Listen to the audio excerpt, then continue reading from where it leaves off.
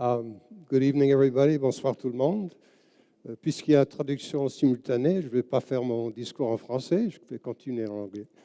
I was watching the digital wall go up, and it could almost be a summary of what I'm going to talk about, which is essentially what I wish for and what I am concerned about, what I'm worried about in this whole issue of technology. I've done the introduction, and my hypothesis, my optimistic hypothesis, is that there can be such a thing as a human-centered use of technology. And in fairness, there should be a question mark after that, because I think this is an open question. What's really interesting to me as a starting point is how the word technology has changed in meaning. If you look at this dictionary definition, the application of scientific knowledge for practical purposes, and especially in industry, I'll leave out the red part, machinery and equipment developed from the application of scientific knowledge. Only in the last perhaps 20 years or so have we come to an understanding of technology so that whenever we use the word, we're referring to something related to computers, to the digital world, which is kind of an interesting twist. And as you'll see, I am going to talk as a kind of cautionary tale about an earlier meaning of technology and an earlier version of technology, which I spent a great deal of my career wrestling with. So I think a number of things have to be said right at the outset. This phenomenon seems to be inevitable. We're doing it because we can. There's something in our nature that will always push those limits. There's obviously a drive for profit. There's a drive for convenience. But is this an unequivocal good? And are there, and this is a rhetorical question, critical choices that we have to make about technology? And I want to talk, first of all, about what we can learn from past embraces of technologies in cities. Uncritical adoption leading to collateral damage, to unforeseen consequences, aftershocks, reassessment, and then reaction. And I'm going to use this cautionary tale to alert us to the need to anticipate this possibility and test our embrace of technology against other values that we have. So here's my cautionary tale, and it has to do with the post-war embrace of the automobile, which clearly the internal combustion engine at the time was a wonderful invention, which we, in hindsight, have overused and abused. And I would liken this moment to 1939, the New York World's Fair, the Futurama Pavilion, which was put up by General Motors, which millions and millions of people came to see, enthralled by the possibility for transforming cities based on the use of the automobile. And General Motors at that time was not so much selling cars as they were selling a way of life. And people went on this moving circular platform around a gigantic diorama.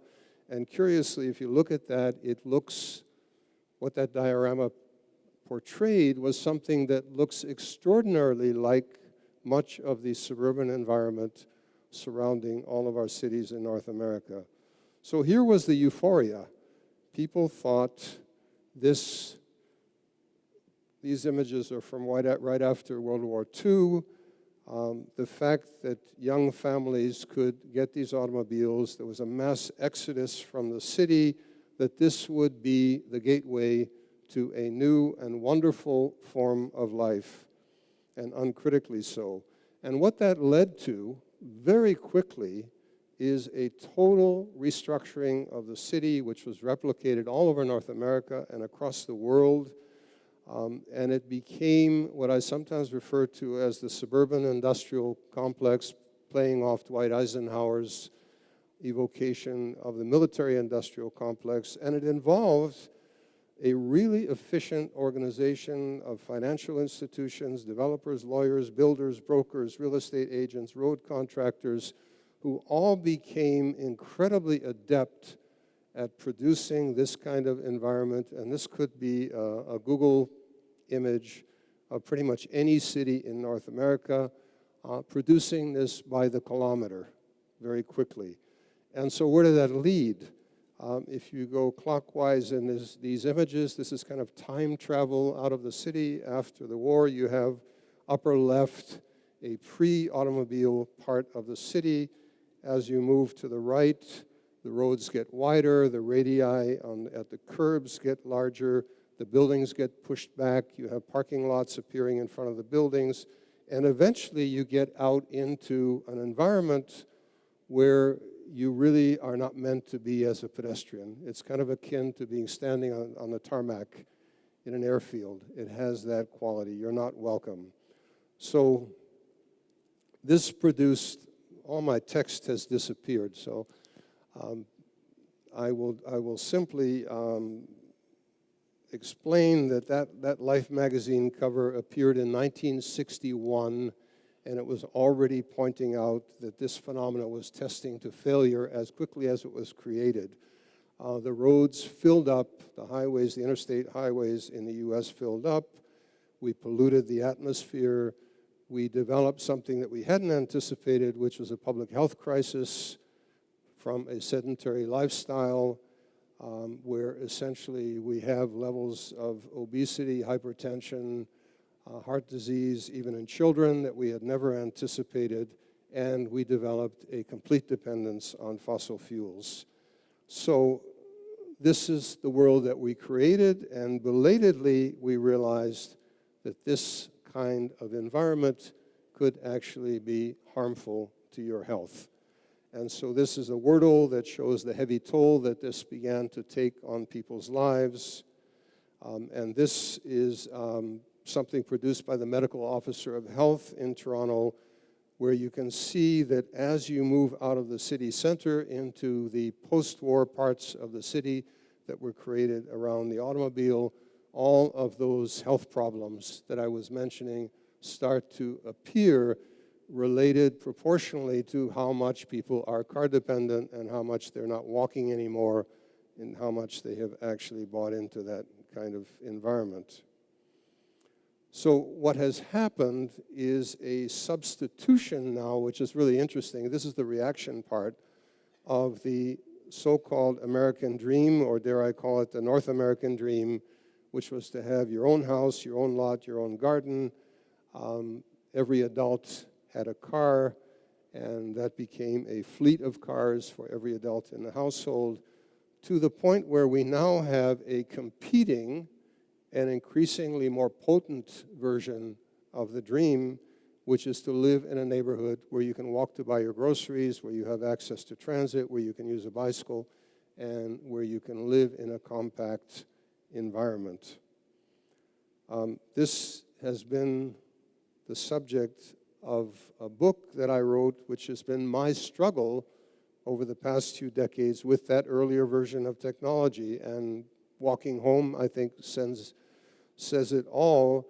But the key part of a massive paradigm shift that we have undergone is a reassessment of the technology that drove that transformation of the urban world and the way in which it insidiously reshaped the environment that we live in. The pushback started as a grassroots movement, and my sister, who's an anthropologist, often pointed out to me that survival in culture depends on people who keep practices that are no longer popular alive so that they can be called upon at a future time when they're needed for the survival of a civilization. And in fact, in our case, the older neighborhoods, the pre-war neighborhoods, actually became a living example when people started to embrace them of all of those virtues of connectivity, of local shopping, of kids being able to get to school on a bicycle or walking, all of those qualities that we had lost with that embrace of automobile technology. The Urban Land Institute had this show up on their radar screen in 2013. This is the most prestigious organization of developers in North America and probably in the world at this time, and they sent out a brochure to their members, people who are building real estate, and said, your consumers are now looking for something else. They're not just looking for the view from a tall condo, they're actually looking for a neighborhood.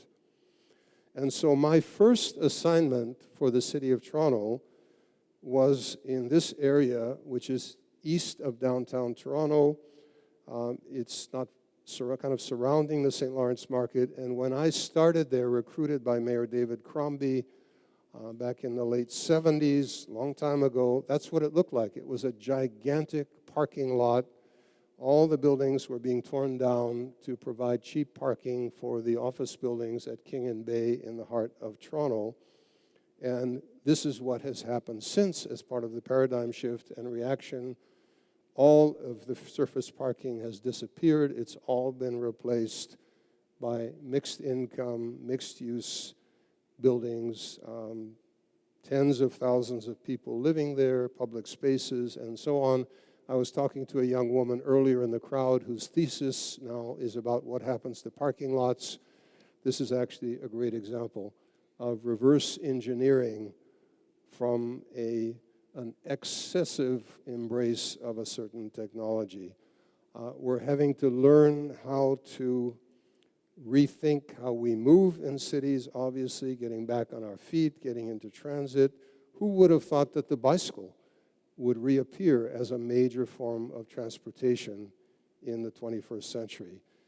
Critical political decisions, stopping the spread of the highway network.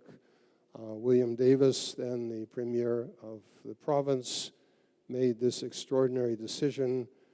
And so the realization had obviously become quite widespread by that point that this was extremely problematic. We have now a whole new generation of engineering of streets, which, yes, we still have automobiles, but where we've reversed the pyramid, reversed the priorities. So top priority goes to pedestrians, next cyclists, next public transit, and the automobiles have their place. So the appropriate use of the technology, not its being abolished, but actually put in the context of a different set of values.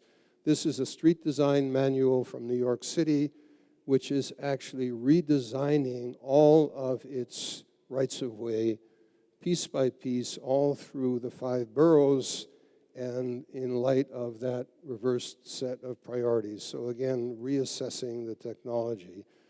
This is a great organization called 8 to 80 Cities, which is a Canadian nonprofit that argues that if you make a city work for an 8-year-old and an 80-year-old as indicator species, from the standpoint of active transportation, personal mobility, it actually works for everyone. And here's a surprising finding, that people aged 60 to 79, and I fall nicely in that category, account for more than a third of the biking boom. Who would have thought? This is not just young people who are doing this. So I served as interim chief planner in the city of Boston when the Big Dig was going on. This was the central artery built in 1950, which drove this enormous wedge through the heart of the city, which has been replaced by the Rose Kennedy Greenway, which you see here. This is all about that reverse engineering. Here's the project that James mentioned, which is this piece of elevated highway in downtown Toronto called the Gardiner Expressway, erected at about the same time. And I got involved with a wonderful couple of donors, Will and Judy Matthews, in creating something which, through a public competition, is now called the Bentway. We originally called it Project Under Gardiner. and we have repurposed that space, 10 acres, almost 2 kilometers under the Gardiner Expressway, as a public space. On January 6th, we opened a skating trail, which you see here. We had 20,000 people who came out the first weekend in 30 below weather to actually experience this, and we'll be running year-round programs in this space. So again, taking something that was designed for one purpose, that was an unloved, hidden space hiding in plain sight in the heart of the city, and turning it into something completely different in light of a totally new set of priorities. And this is what happened on social media, a virtual explosion when people found themselves able to use this space in an entirely different way. So I would argue that this is part of a whole movement that has occurred of seeing the city completely differently, of instead of the pattern that we had fallen into of having a mental map of the city which was described by numbered highways or by major vehicular arterials. We're starting to understand the city, and this, of course, is Toronto, navigating it by greenways, by ravines, by public spaces, by a whole network of active transportation, which is kind of reflecting this flip in values that we're experiencing. So now let me apply that cautionary tale to where we are now. We are just at the beginning, I think early days, or perhaps significantly already into another paradigm shift, which is coming about through the embrace of this new version of technology. It is touching every aspect of our lives. As was pointed out, it is absolutely pervasive. And can we draw some parallels with our experience with the automobile in terms of making choices about how to use this technology?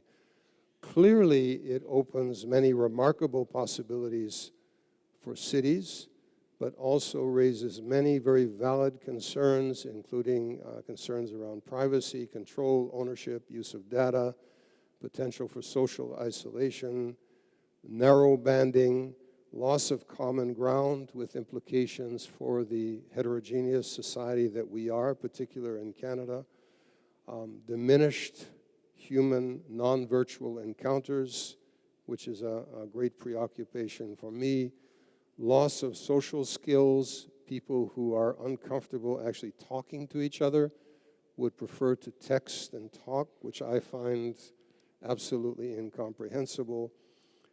But the question is, can we selectively and consciously harness the best that the technology can offer in a mindful way without sacrificing the qualities of cities that we value? Now, eliminating human contact is nothing new. This is the automat from New York City in the 1940s.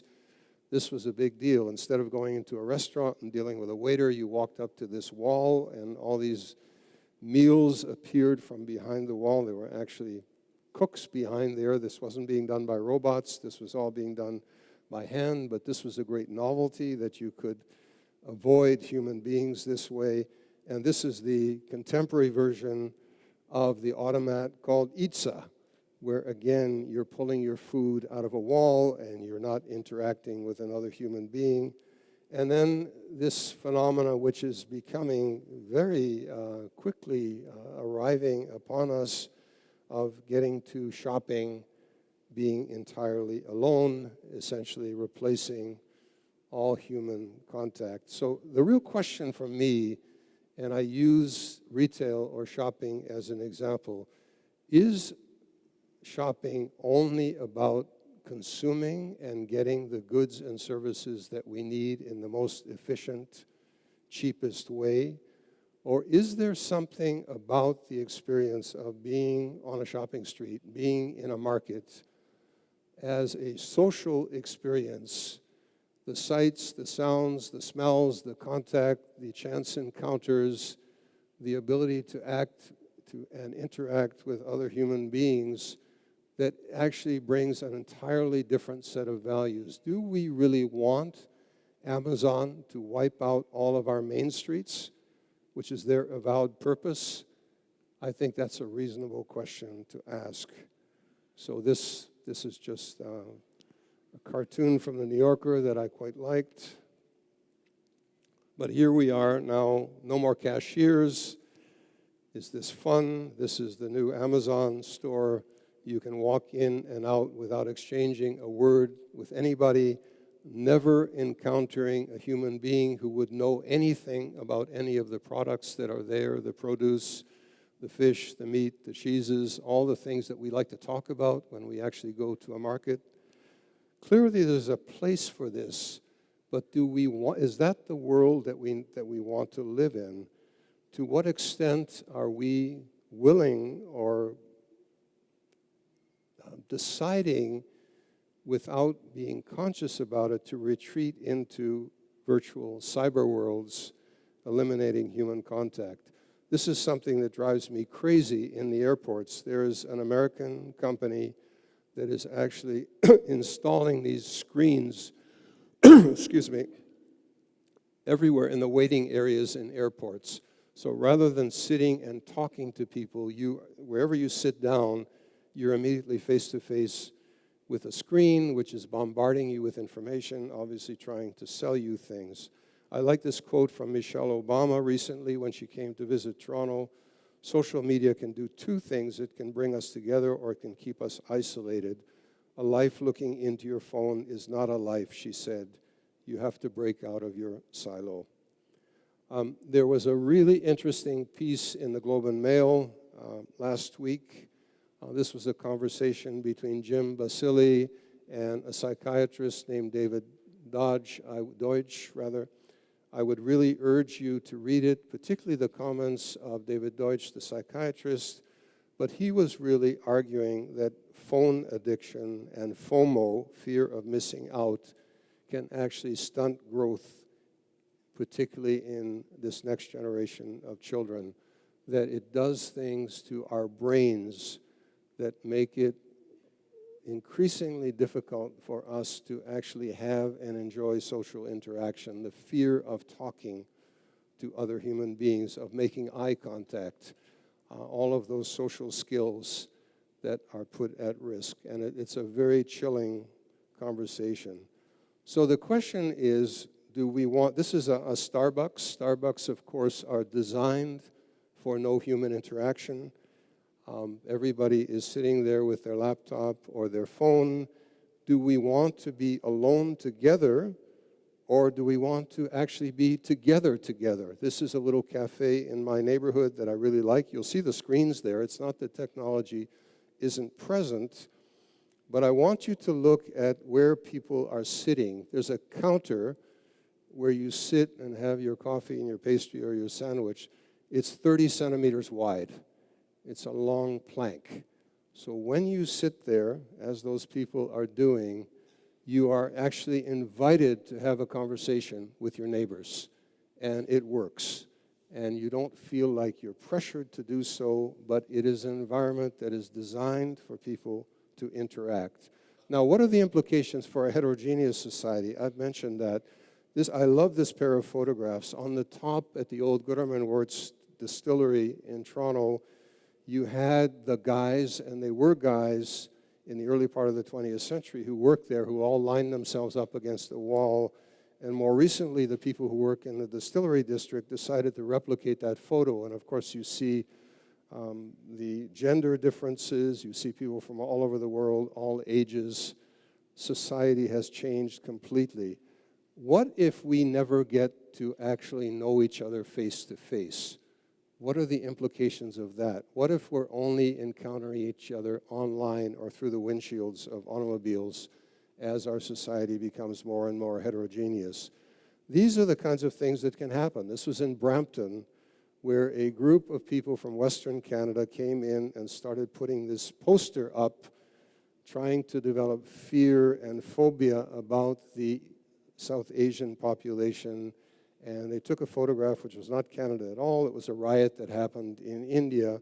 And what I loved was the high school students in Brampton replicated the poster and portrayed themselves and said, yes, this is really the world that we want, because they were being told by this other poster to fear it. I think in order for that to happen, we need the human interaction. So this is where I am kind of coming to. This is from I don't expect you to read this. This is from a recent article I wrote in Spacing. I would encourage you to have a look at it. But what I basically argue, and this is the reason I have involved myself with Sidewalk, is that we have to not ignore this wave of technology. We have to proactively engage with it. We have to raise these issues. We have to bring value-laden questions into the conversation, talk about appropriate use of the technology, where we want sophisticated technology, where we want low-tech or no-tech in our cities, and make conscious choices. So the question I'll just read the last sentence. The questions for me often come down to how a human-centered urbanism could be aided by technology, not be subverted by it. Can we assess potential solutions against human values and decide when to say no, not exactly, bend, inflect, and choose? So here is a younger colleague of mine expressing what she sees as the bargain. Her name is Zara Ibrahim. She's very involved as a community activist in many things in Toronto. So this is what she said to me. The change in our expectations that's being shaped through our digital lives, i.e., I'm giving you my data, give me a better experience, is about to hit our urban lives as the urban data movement hits us. Citizens will expect a relatively biometric city, organic, responsive, nuanced in understanding what they need. That's, can we turn the inevitability into a virtue, in other words? And I'm going to end by just saying, as I have been working with the Sidewalk Project in Toronto, I'm just going to give you a few examples of areas where I think the technology used properly can actually bring great value and judiciously. So one is this notion of radical mixed use. As we move away from segregating where we live, from where we work, we shop, recreation, culture in our cities, separating income by geography and so on, there are ways in which we can use technology in terms of developing flexible, fungible building types that actually are far more adaptable in accommodating those kinds of seamless mixes and interactions. Mobility options. The famous last mile. A lot of our cities are very sparsely populated, too sparsely for conventional public transit. Can we use, for example, the inevitability of automated vehicles, not privately owned, but as part of transportation services, to pick up areas which conventional transportation is not able to address? Dealing with waste and waste management.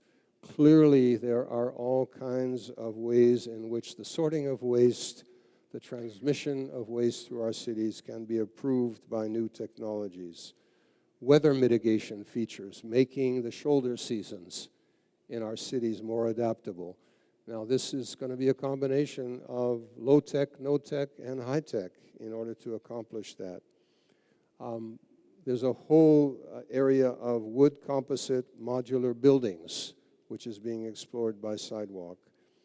Innovations in regulation and financing. And this has a lot to do with affordable housing. So these are just a few of the many, many areas where I think with a hard look and with an eyes wide open view of the technology, we can benefit. But I go back to my essential point. What we have to be careful of is an uncritical kind of euphoric embrace of the technology, letting it tell us what kinds of lives we would like to live. Thank you very much.